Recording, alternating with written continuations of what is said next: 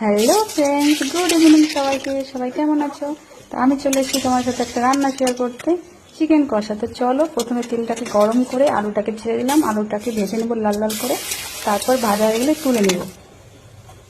এবার জিরে গরম মশলা ফোড়ন দিয়ে পেঁয়াজটাকে লাল লাল করে ভেজে নেবো। ভেজে নেওয়ার পর এবার বাটা মশলাটাকে দিয়ে দেবো, জিরে, আদা, রসুন, কাঁচা লঙ্কা, তারপরে একটু লঙ্কার গুঁড়ি দিব, তারপরে একটু হলুদ লবণ দিয়ে কষিয়ে নেবো ভালো করে। মশলাটাকে ভালো করে কষানো হয়ে গেলে এবার মাংসটাকে দিয়ে দিলাম। মাংসটা আবার কষিয়ে ভালো করে একটু কষাতে হবে।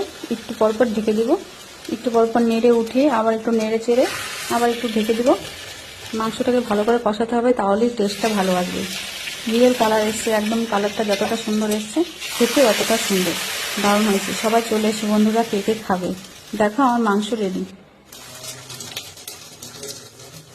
কালারটাও কিন্তু রিয়েল কালার, একদম অসাধারণ এসেছিলো কালারটা। দেখতে যেমন খেতেও এমন টেস্টি হয়েছে। চলো, আমার মাংসটা রেডি, দেখো।